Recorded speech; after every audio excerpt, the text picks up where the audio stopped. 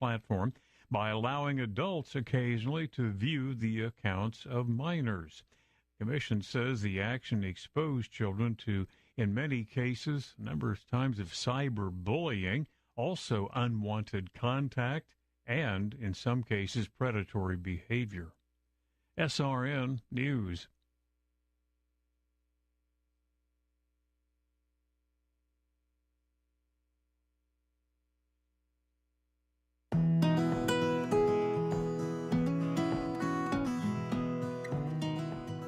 Welcome to Be Renewed. This show shares tips and inspiration for mental wellness, but it's not a substitute for professional care. If you need help, please reach out to a licensed professional. You may submit your question for our show by calling, texting, or WhatsApping 671-686-9999. Your questions will be anonymous. We will not use your name to protect your identity. Now, here's your host for Be Renewed, mental health provider, Shion Shironishi. Hello, everyone. Welcome to the Be Renewed show. I'm your host, Shion, and just thank you for joining us today. I'm just glad I could be here and to speak to you about mental health topics. And today's topic is something very specific. It's going to be about grief. And I know it's not a jolly, happy type of topic, but it's a necessary topic because we all go through grief.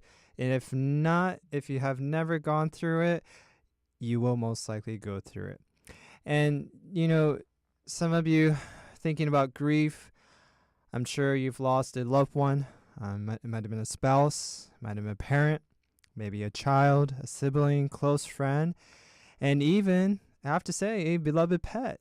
People don't think about pets being part of the grief, but yes, there are, to some of us, their best friend. And I have 3 dogs, and I can't imagine, losing one of them. I would definitely go through some sort of grief when I lose one of my pets. And mind you, too, grief, it's not just about losing someone or a pet, but it could be anything. You could lose a job. You could lose your health, anything like that. That could be grief also. And I just want to start off by saying that grief is not a sign of weakness, okay? I'm going to say it again.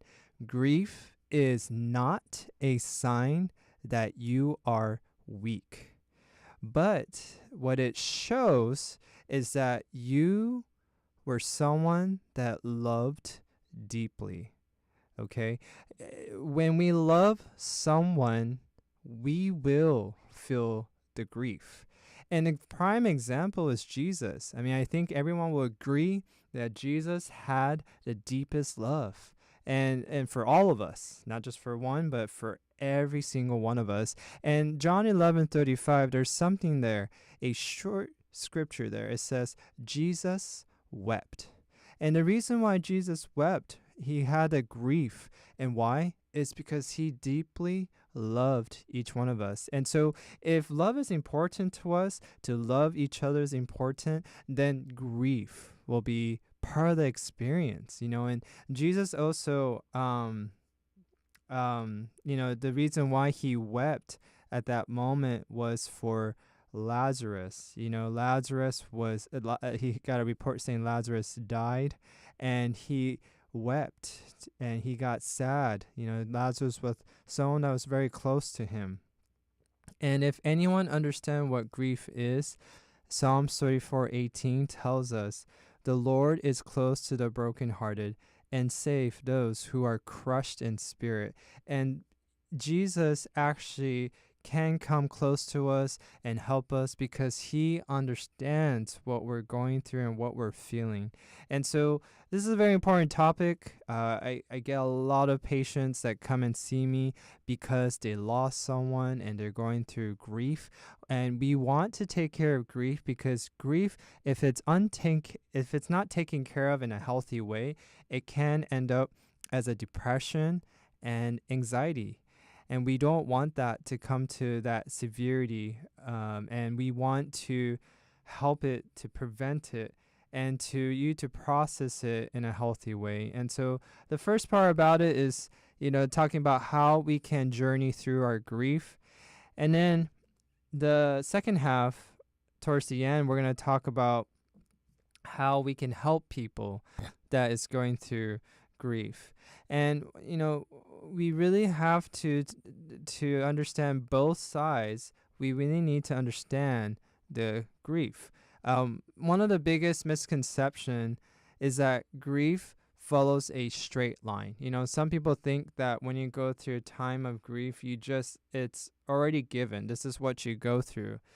And people often think that, there's a timeline too, and that, hey, if we lose someone, then maybe within a week or a month, we should be over with the grief. But the interesting part of grief is it's unpredictable. And one example I like to use, an illustration, is the ocean, right? And one day, ocean could be so calm and so gentle, but then the next day, all of a sudden, it could be big waves coming in and crashing, and it looks very dangerous. And that's how grief can be. You never know what the day will bring. And it's because of the memory we have of the loved ones, we start to think what we miss about them or some emotions about them, and you start to feel the grief again.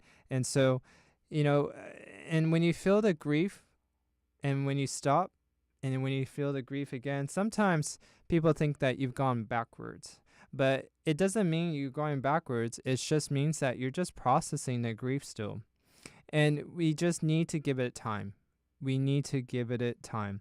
There's moments where maybe you lost someone, and then a few months later, you're doing better.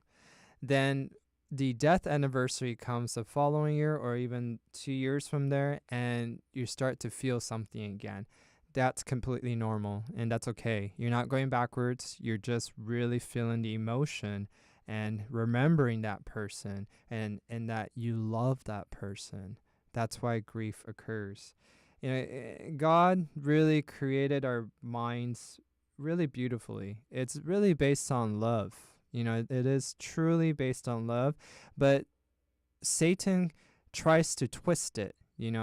When grief is a sign of love, Satan's trying to show you something's wrong with you. You got to fix yourself, kind of thing.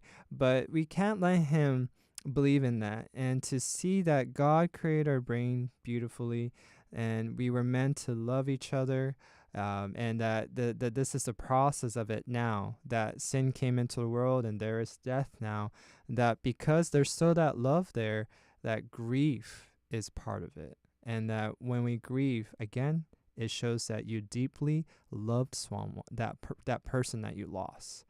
And the brain is also beautiful because, you think computers are cool, iPads cool, you think iPhones are cool, about they're able to keep memories and iClouds and whatnot, all these datas, but the brain is so much more complex than computers and iPhones and iPads. It actually captures every memories, and to me, it's such a beautiful thing because we want those memories of that loved one that we lost. And when those memories pops up, I know it makes us sad, but I'm so glad that you could still picture that person. You could still remember what it was like living with that person or experience something very specific with that person. And, I've lost my grandparents, and, specifically, I would say my grandpa was my hero, and I was deeply hurt, and I did grieve when my grandfather passed away. Many of you know that my father left when I was young, and so my grandfather took over that role, and he was someone that I really looked up to. And I'm so glad I have memories of him. My grandfather would take me to places. One of his favorite things was to play golf, and so he taught me how to play golf. And those memories of laughing with him and smiling, and he even teaching me about life lessons while we're going for a walk in the nature. It's just those pictures are very precious to me, and I'm glad that that's still embedded in my brain. Maybe some of you might say, it just makes me uncomfortable. I don't want to feel that grief. But I trust me when I say this, that this is something that is beautifully made by God, and we should cherish those memories. There are moments, I have to say, that maybe you're having a hard time processing someone's death, because not just all the good memories, but they could be bad memories too. And we have some of those moments, yes, that we lose someone and you remember how they treated you maybe badly, and you have certain emotions like anger and things like that. But that is also something to process. And anger is part of grief too. It's one of the stages where we do get frustrated, angry. And so we just have to learn to process those things, process it, and it takes time. So don't rush it, but try to understand it. And, the culture today tells you to just move on from the grief. I have a lot of friends that sometimes I hear them telling other friends, if they lost someone or they're going through depression or something, just say, oh, just move on. We got to that happened a long time ago. But the scripture doesn't teach us that.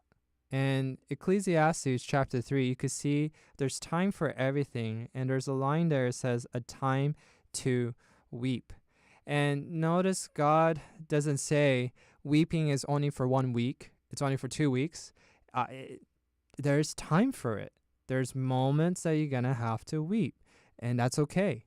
And, healing doesn't start from just move on, just push it away, just forget about it. It actually starts from embracing it, and to learn how to carry both, joyful memories and sorrowful memories and all these different emotions, anger, frustration. We got to learn how do we put this all together and process it and to heal from it. And then we could actually keep moving forward. Yeah. And not just move on, just push it away. And so some of the steps that we got to take is quite important, and we miss out on the important steps because we keep hearing people saying like, ugh, just get over it, man. And one of the things that I would say, especially for the men out there, we really need to be okay with grief. There's this stigma about man does not cry, man doesn't, grieve. No, man does. I mean, look at Jesus. Jesus was a man and he grieved. And to me, when I see that, I see an ultimate role model for me, and we should follow that footsteps and to be okay to express. True man is able to express emotion, to feel it, and to allow it to process rather than just shoving it in. Because you know why? That shows that you're scared. You're scared of being vulnerable. You're scared of showing your true emotions inside. And to me, that's not the definition of being a true man. A true man in the Bible, at least it says, there's a part in the Bible that says that husbands love your wife as Christ loves the church. So which means, man, we need to represent Christ's love and Christ's way. So it's okay to show grief. And when you come back, we're going to go through the steps of how do you walk through grief.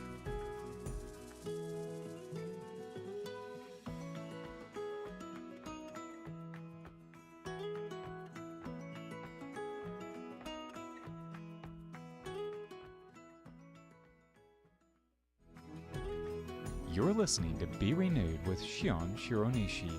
Your questions are welcome at 671-686-9999. The show continues in just a moment, so don't go anywhere.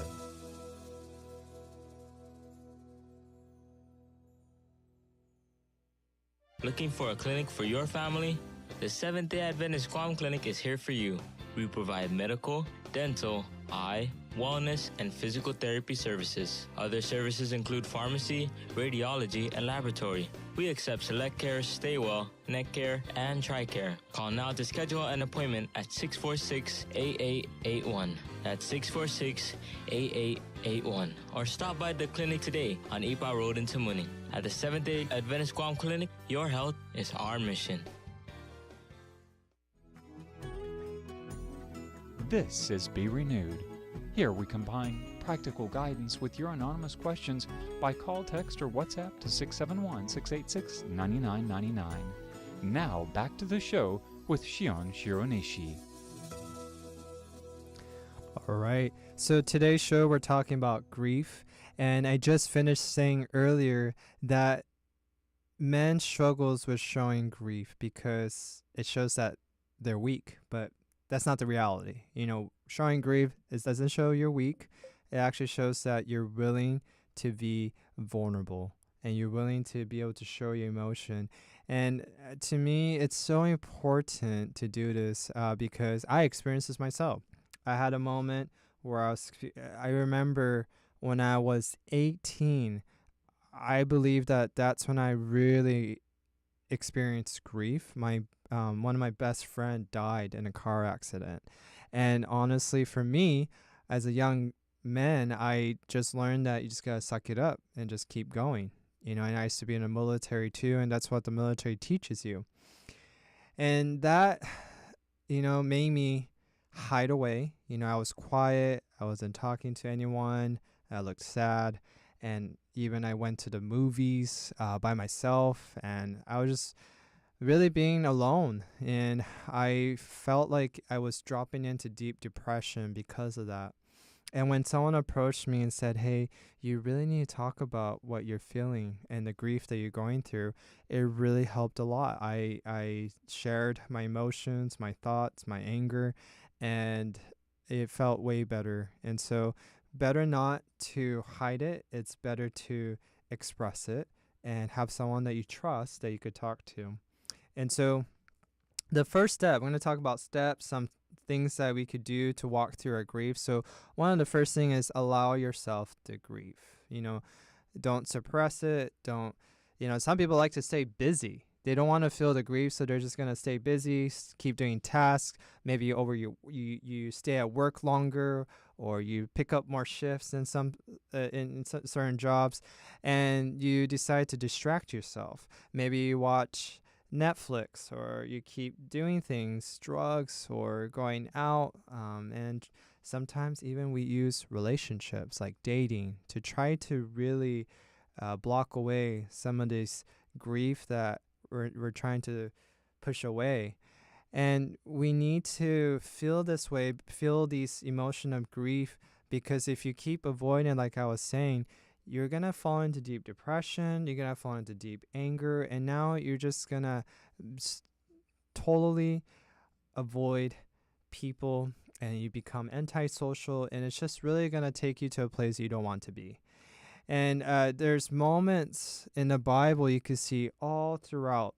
God keeps inviting people to bring their emotion to Him, and God's inviting, say, "Come to me. Show me your sorrow, your grief." So we have an example like David did it, Jeremiah did it, Job did it, and even again Jesus did it. And Psalm 62 verse 8 says, "Pour out your heart before Him." So if you're going to cry out to anyone, it should be God first. Just cry out to Him. Just tell Him how you feel. And sometimes, you have thoughts. Like, I know I did. I said, "Hey, why did you take my best friend away, God? And why is there even death in this world? And why can't you just fix it, God?" Right? And we start blaming God when we know, it's a whole nother topic, but we know that God is trying everything He can to help us. And He didn't even want death to be part of our life. But sin brought it into this world. And we play this blaming game, but you know what? It's okay, because God understands you're angry, and He says, "Come reason with me, express your emotions, say anything to me. I could take it. And I find that, when I express my true feelings, my true thoughts to God, He really just takes it. And after I just let it go, it's like this relief that comes to my heart and my mind. And it really helps me just to calm down. And so it's okay. God can take it. Make sure you express. Don't hold back. Number 2 kind of goes with what I was saying earlier, but don't isolate yourself. All right. That's what I did. Don't isolate yourself. You might say, during your grief, you might say, "No one understands." And you start to feel safer if you isolate yourself. But the thing is, that's not going to help at all. And God knows this because God says, man shall not be alone. There's a reason why you don't exist in this world by yourself. It's because God says we need to help each other. And Galatians chapter 6, it says, carry each other's burdens. And God desires us that we carry each other's burdens. So we need to be there for each other. And it's okay to ask for help. Again, doesn't show weakness if you're trying to ask for help. You're trying to learn to process your grief, get help. And then you know what happens if you could get through grief in a healthy way? Now you could help others. So it's a cycle that we're in, that we're helping each other, we're giving back by, hey, we get to help another person one day. And we don't want to miss out on that experience of healing from this, because ultimately this is how we're going to help each other. We were never designed to carry this burden of this life on our own. It's just we cannot do it. And the main topic that I do bring up to many of my patients when they come and see me is that about this topic, about carrying burdens on your own. And I keep asking, like, hey, how come, do you have friends that you could ask for help, or family? And I know many people, especially on this island, they say, no, I don't want to bother them. I don't want to, I could do this on my own. But just letting you know, I tell them this, just letting you know, that's the reason why you're here to see me. Because you've been trying to do this on your own, and you're just overly stressed, and you're overwhelmed that you can't handle it. But if you could just let that load out and say, hey, I need your help, you can handle these grief or anxiety or depression even better. And so make sure you ask for help. Third thing I want to remind everyone is we need to hold on to hope. There's an interesting verse in 1 Thessalonians 4:13, and part of that verse, it says, do not grieve as others who have no hope. Really listen to this. Really backs up what I was just saying earlier. It doesn't say here, stop grieving, right? Did you read that? No. It says, don't grieve, which means, hey, I still want you to grieve. But the part that God wants us to focus on is don't grieve without hope. We need to, if we're going to grieve, we need to hold on to that hope. We need to think about that hope. So when you think about, you might say, well, what hope? Well, God's word, Jesus. Those words that you're reading in the Bible points that we have hope through Jesus. And one of the most special part about the gospel, about Jesus coming down and dying on the cross, is that he resurrected. And that's the beautiful part. If we're talking about grief about someone dying, is we know that Jesus resurrected. He had victory over death.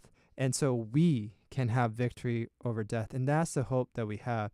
And if you read in 1 Thessalonians chapter 4, we could see that the dead will rise, right? Rise from their sleep and be able to be caught up in the air with Jesus, and to go to heaven and to spend eternal life with Jesus. And that's when we can reunite with our loved ones. And that's exciting. It's really exciting. People ask me all the time, hey, Xian, who are you excited to see when you go to heaven? And, when you resurrect, if you're still alive, like, who, when second coming happens, like, who do you want to see? And people might say like a Bible character, or you might say Jesus, right? All of us want to see Jesus. So other than Jesus, I actually say my sister. I have a oldest sister that actually passed away when she was before she was 1 year old, and she passed away due to a sickness. I've never met her before, but the reason why the reason why I'm a Christian today is because she passed away. When she passed away, my mother went to church. Someone invited her to church, and she actually started to do Bible studies and got baptized. And that's why now myself and my sisters are in the church today. And we're so thankful because, our sister's life actually, or death, I should say more, have led us to the church. And I'm excited to see her when she resurrects. And that's the thing that we could look forward to. That's the hope that we have. And so make sure it's not to not grieve. It says, don't grieve without hope. So grieve with hope. That's what we want to remember. And the most promising we see in Revelation is we don't have to ever experience pain again, and he will wipe away every tear. And that's the hope, the promise that we could hold on to. Yeah, while on this earth, we do experience grief still. And then the last one I would say is honor their memory. The lost one. One of the beautiful ways to heal is continually living out what they invested in you. Ask yourself, what did they teach me? I was saying earlier, my grandfather, who passed away already, was like my father figure, and he taught me quite a bit of things. So I remember the things that he taught me, and those are good memories. What qualities, you might ask yourself, what qualities would make them smile if they saw me today? We got to ask these type of questions, instead of asking, how do I stop missing them? We should probably ask the question, how can I continue the love they gave me? They've given you love. They've given you lessons. They taught you things. They showed you their character and qualities that you can take in and to be able to show others and make a bigger impact. And they want to see that. They want to see that, if they could right now see that, that's what they want to see, you thriving to share that love. And it will really change the way you're thinking of all this, rather than, I miss them, to saying, I will honor them, honoring them for the life that they lived. And that's what I really try to do. My grandfather was not a psychiatrist or a mental health provider, but he was one of the, he was high up there in a company. And I remember stories of people telling me too that he, as a, I think he was a vice president. He would take care of his employees, and even when he knows an employee was struggling, he would ask them hey, what's going on? And if he finds out there's a marital problem going on, he actually would go to their homes, and he would actually counsel them, saying hey, we got to work this out together. I mean, who have ever heard that type of vice president that would do that? I don't know if you hear that often, people in that position doing that. And my grandfather was that type. And he really cared for people. He would never cheat with businesses, proposals, or anything. He would always give what is fair.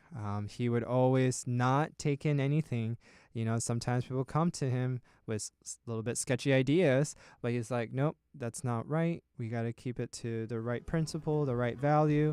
And he lived like that. So to me, I honor him by remembering the life that he lived, and I try to live that life also. And so when you come back, we're going to talk more about how we can help someone that's going through grief.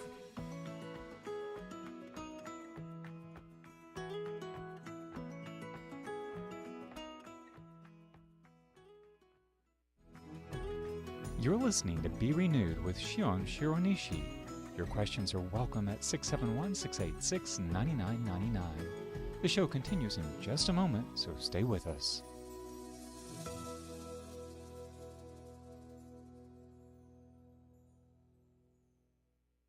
Hey there, and welcome back to Be Renewed. I'm Brian Kluth with another GiveWithJoy.org true story. Do you remember the little boy in the Bible who tried to give Jesus his lunch to feed 5,000 and the disciples thought it wasn't enough? When I first wrote the Generous Life devotional, I contacted 7 Christian publishers to see if any of them would publish it.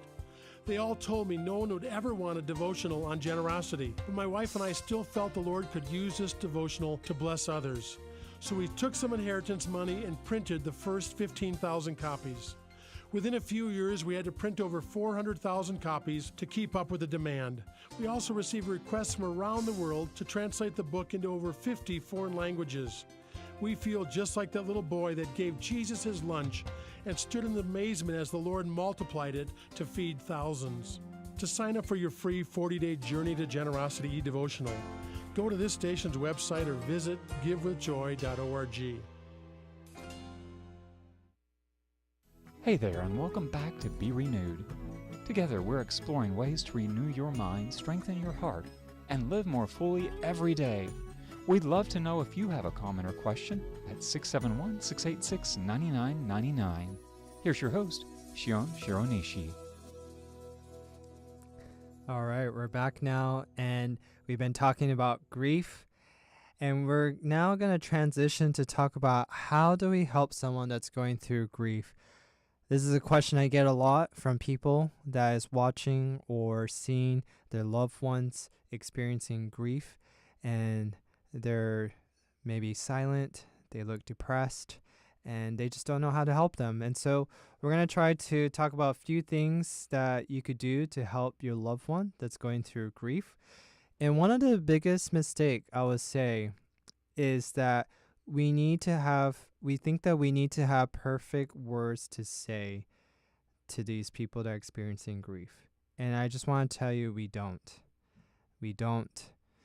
And at least for me, if you could recall, if you ever been through grief, I'm sure majority you have, if you recall, you don't really remember what people have said, but you remember how they stayed with you.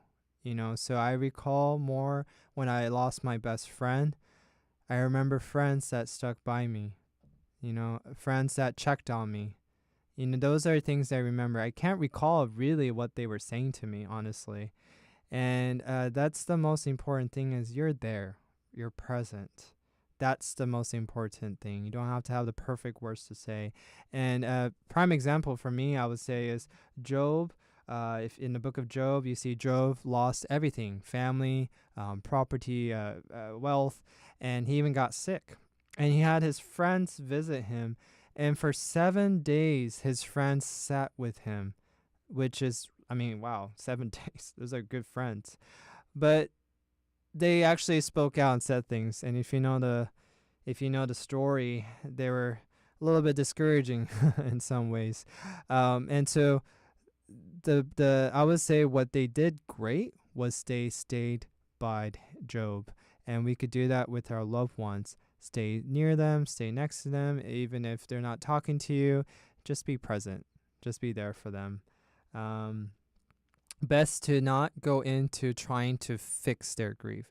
You know, the moment that you go into the fixer mode, you are most likely going to make a mistake.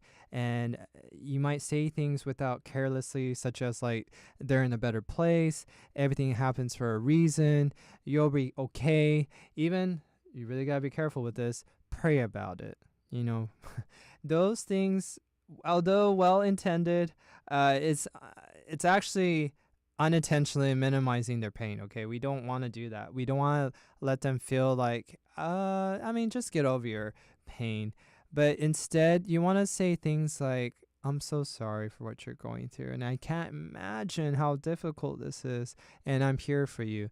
Those type of statements are quite more helpful than those other ones. And no matter who you are, no matter who you're talking to, we really need to be careful the words that you're going to be using to communicate towards people that are going through grief. We really need to. So if you're struggling with this, stop before you speak, reflect, think in your mind, what are you going to say? And remember some of these things I suggested, and then speak it out. You don't want to be the fixer. That's the thing that you need to remind yourself. Because you know what? You can't say, I'm going to fix this grief, because there's actually nothing to fix. There's actually nothing to fix. That person is going through something natural, something that is, I told you in the beginning, obviously it's part of us, because if we're a person of loving others, then grief is going to be part of that. And so don't try to fix something that's actually natural. We have to experience it. We have to go through it. And so let's not be a fixer. And so the next thing I would say is like, when you're going through this moment where you're just like trying to figure out how to help the person going through grief, remember this is that listening is more important than speaking. Okay?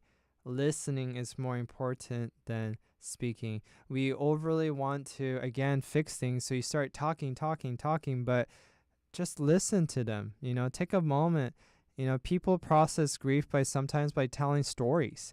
And let's say they keep repeating a story about the person they lost.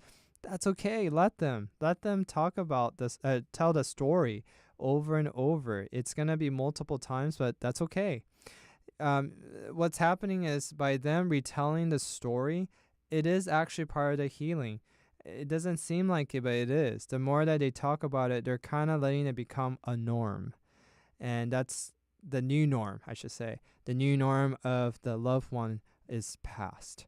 And so instead of offering advice, maybe you could offer a little bit more of questions, okay? So ask questions. If you're really stuck and you don't know what to say, better to ask questions than to say anything. And especially this is good for those that are going through grief and they're not really talking much. They're kind of them to themselves. We need to, yes, give them space, give them time to process it.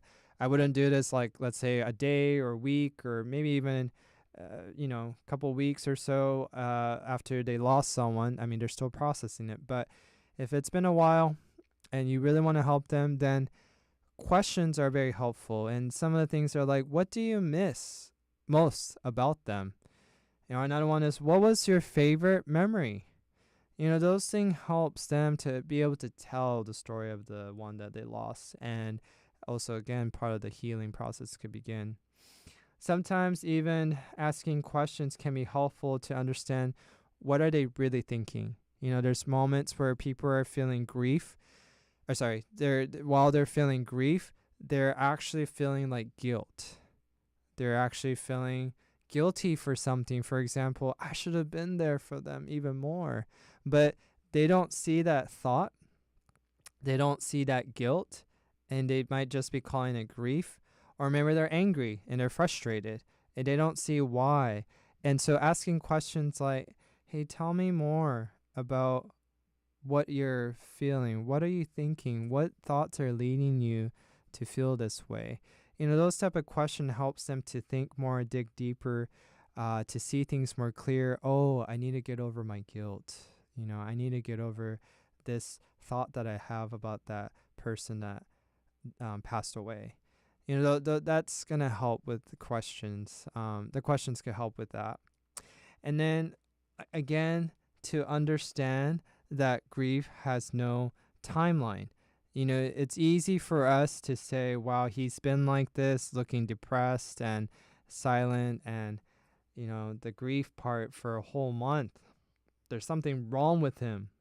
No, remember, there's no timeline. What's more important is keep checking on them, keep asking them, hey, I'm here. Or you could tell them, I'm here for you. Is there anything I could do for you?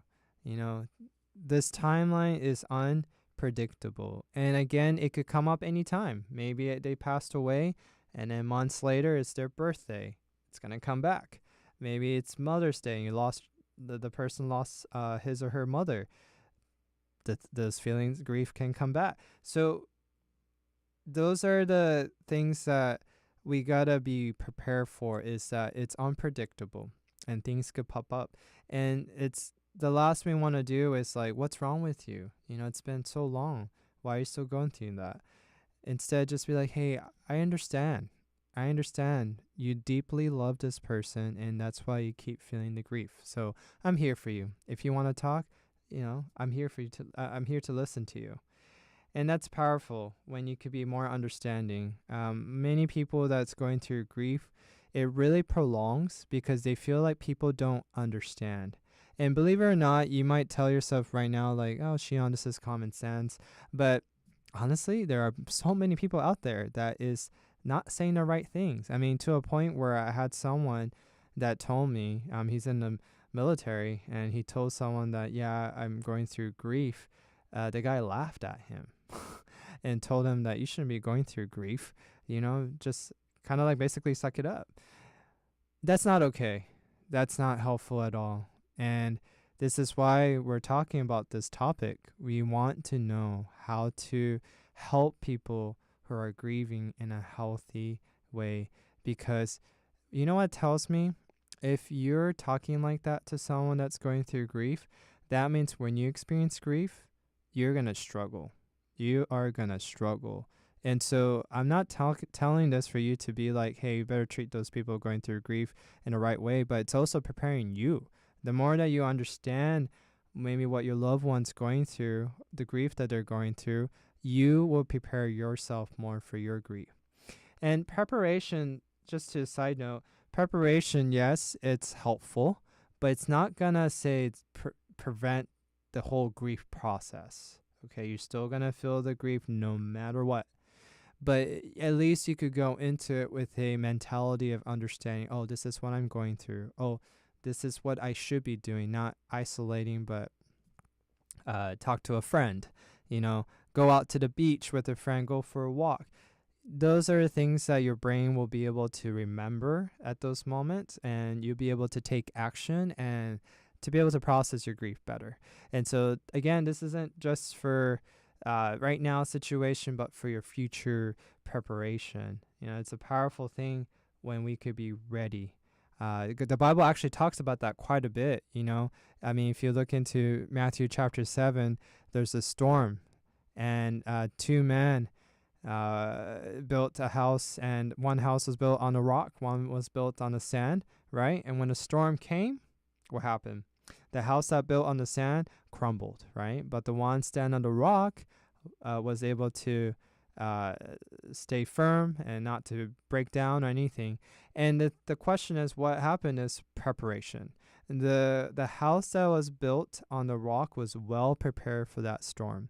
But notice this, not just one person went through the storm, but both of them went through the storm, which means these struggles like grief will come to every single one of us. And the question is, who is going to crumble, who is not, is based on how you're prepared for it. And how do we prepare for it is having the right foundation. And that's why we're going through this foundation of how do you process grief so that you could be ready for the storm that is going to come. It is going to come. And the biggest thing that you could learn from this story in Matthew chapter 7 is the man that built the house on a rock. Who does the rock represent? We all know. It's Jesus. And Jesus is the best person that we could lean on, to rely on, and to have a foundation on Jesus so that when we face grief, we could see, how did Jesus face them? How did he go through them? How did he overcome them? And we actually can overcome it too, and to heal like he did. I think that this is such a basic thing that people talk about, but so important that we really take this to our heart. And so when you come back, we're going to talk more about how to help people going through grief.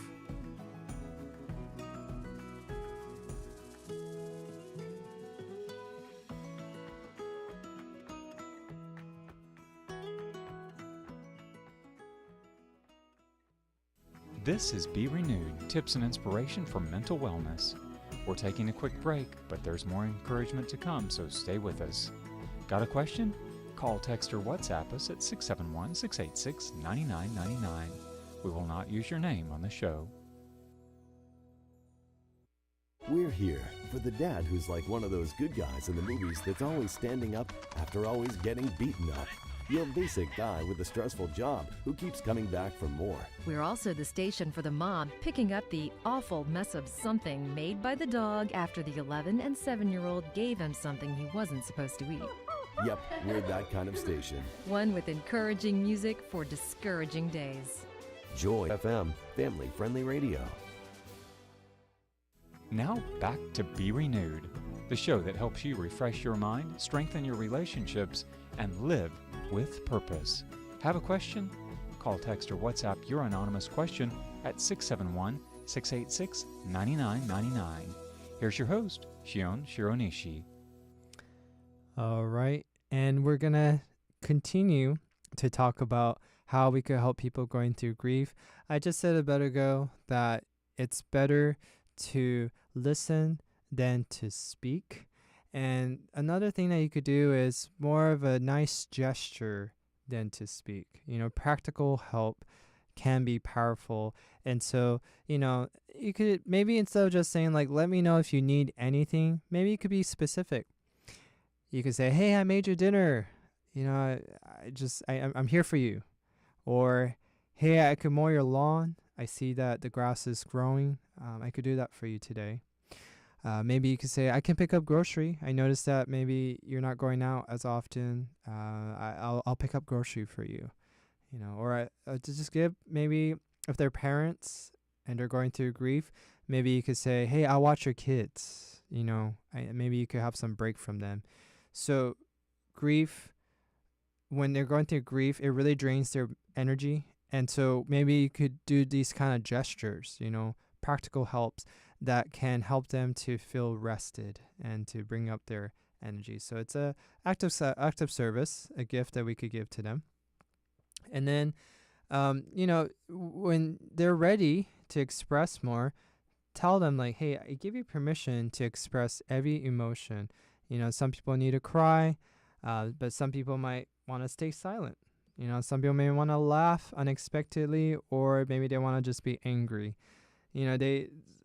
There's so much different things, and you want to tell them it's okay to express it when you're ready. And let them know that it's a safe place to do that.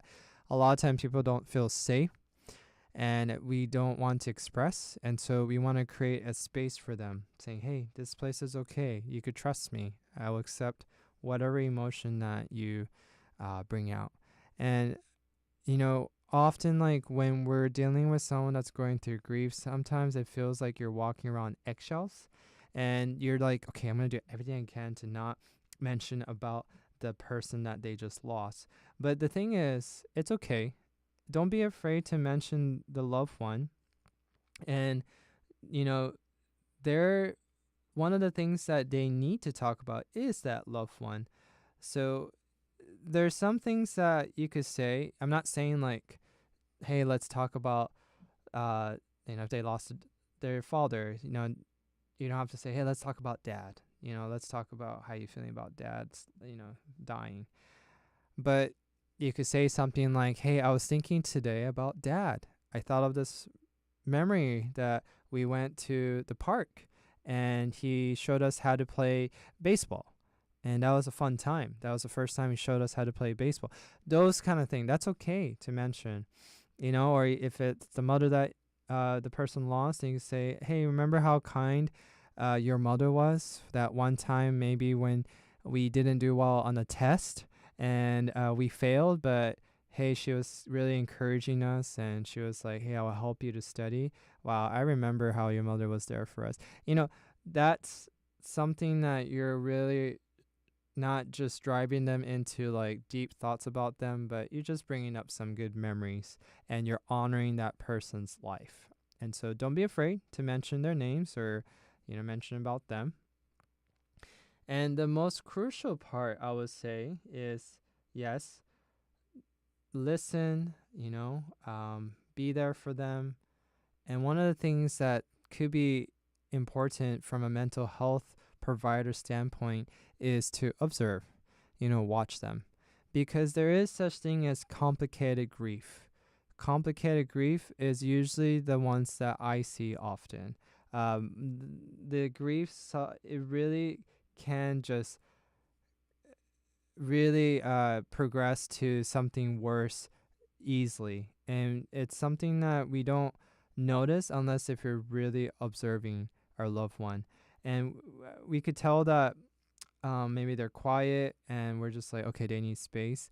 But it's good to try to keep monitoring them, because if months go by and the person, let's say, cannot function well, they can't go to work, they can't shower, they're not brushing their teeth. They're not going to church anymore. They're not going to CrossFit when, they were going like 6 days a week, 7 days a week. You're like, there's something wrong, right? We want to make sure we catch those complicated grief. And that's the moment we're like, hey, I think you need help. It's okay to say that. Hey, I really think you need help. And maybe you should go see a counselor or a psychiatrist so that they could really help you on overcoming this complicated grief. And most people are even hesitant to even say those things. But if you don't say it, it could get worse. And we don't want to get worse than this point. So don't be afraid, be courageous. And we sometimes have to help them in this way and be straightforward. These are the moments when the complicated grief is going on, we do have to be a little bit more straightforward. These are the moments where like, hey, you really need to get out of the house. You really need to go see the doctor kind of thing. Don't hold back. Just be honest with them. But at the end of the day, it's their choice. You can't force them to do anything. You have to just keep encouraging. And I find that they do appreciate it at the end of the day. I have patients that was told to come and see me because they're going through complicated grief. They're like, I don't need to see a psychiatrist. And, they kind of got frustrated towards the family, but they appreciate it at the end. They say, oh, it's really helpful, very helpful. And so, if anyone's going through that today, you definitely can come to the Guam SDA clinic. There's a mental health provider, a counselor there who is certified in grief counseling. We also have a chaplain who actually takes care of our grief counseling. And many of my patients that I've referred them to them, they really was grateful and they were able to process and heal from their grief. And it was really awesome to see that. And it's just a matter of actually taking a step and to ask for help. And I know we all are uncomfortable asking for help, but we really need to at these moments. We need each other. And those out there that maybe they're saying, hey, I can't really relate. I haven't lost anyone that I love. But again, you might be going through a different type of grief. You might lost a job, maybe lost a huge amount of money. Sometimes it looks like this. 4 years ago, I moved here from California, and I lived in California my entire life. And when I left there and I came here, it was exciting. I couldn't wait to come here. My wife is from here and born and raised here, and she told me all about it. And I did visit once before, and I loved the ocean. So I was excited. But when I got here, it was difficult. I actually probably would say I went through a period of depression because I missed my friends back at home. The life here is way different. I mean, I used to order Amazon all the time. I didn't like going to the store because I just, personally for me, I just rather them come to my doorsteps. And so I would always order Amazon. But, here in Guam, you can still order Amazon, but you can't order everything that's on there. And also, they don't come right away. And for me, they don't come to my doorsteps. I have to actually go to the place that the packages go to. And those parts, I was like, oh, I'm struggling. I'm having a hard time. I miss the ways of how it was for me when I used to live in California. Even, for example, surfing. I'm a surfer. And Guam is very seasonal. And you can't surf all year. But California, you pretty much can. And, I was surfing a few times a week. And that was great. I loved it. But getting here, I couldn't. And I felt like I didn't have any hobbies. I lost my main hobby. And all those things, I was actually experiencing grief. I lost hobby, or I lost friends. I lost, my drive. My wife got to work right away at the SDA clinic because her license came through. But my license didn't come through for a few months. So I was at home all the time. So I felt a little bit purposeless. And so there was a lot of grief that I was feeling. My life in California, I missed it. And I found myself getting angry, I was getting sad a lot. I was quiet sometimes towards my wife. And at one point, I had to say, you know what? I really need to talk about this. And so I was honest to my wife. And, it was an easy thing because she wanted everything to go well, right? Like she is from here and she's bringing me, who's never lived here before, and just hoping that everything will go well. So it wasn't easy for her to hear some things I was saying, but we worked through it. We talked through it. She followed a lot of the advice that I actually gave you earlier, and she really did help me to process those moments. And we need to know how to face these things, because the more that we stay silent, the more that we just move on or let's push it to the side, it's going to get worse. And I don't want that to happen to you. I really don't. And so before it does, we want to catch it, we want to understand it, and we want to learn to process it. And who can do the best to help you through that is Jesus. And again, Jesus understands. He lost a friend, Lazarus. That's when he wept. And he also felt grief when people rejected him. He lost friends. He lost people. The person that closest him, Judas, committed suicide, right? And those are the things that Jesus felt. He knows what it means to lose someone close. And he even lost his father, Joseph, and he felt those sadness. And so we can always go to him confidently and have hope through him. And so perhaps today you're going through grief, maybe you're walking beside someone that's going through it. And I just want to remember this one thing. If you're going to take anything from this show today, remember this, is that grief is the price that we pay for love. If we never loved, then we would never experience grief. It's just part of this life of how when God wants us to experience this loving relationship, grief will exist. And would we really choose life without love? I don't think so. I think most of us want to choose life that has love, which means grief will be part of it. And so I encourage you, to really look on God. Isaiah 41 verse 10 says, "Fear not, for I am with you. I will strengthen you. Yes, I will help you." And if you really need help with grief, call out to God and he will help you. He understands what you're going through. And not just that, but seek out for help. You can always call the SDA clinic and ask for myself, Shion, or you can ask for our other counselor or the chaplain. And we're really happy to help you. And so I hope you learned today how to handle your grief. And I pray that you continue to renew your mind and to learn how to depend on God to find peace. Thank you for listening.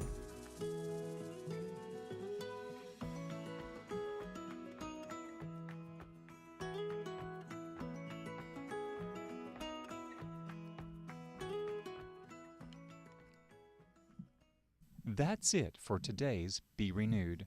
Remember, this show offers guidance and inspiration, not professional mental health care. If you need help, please consult a licensed professional.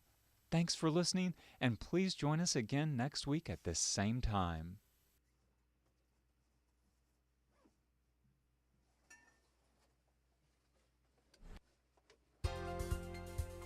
I'm Brian Kluth with another GiveWithJoy.org true story. One day I received an email from a pastor in Mongolia. The banks in this country had failed and people and churches were going through times of tremendous financial turmoil. He asked if there was any way I could help. I emailed him a version of my Generous Life Bible devotional. This devotional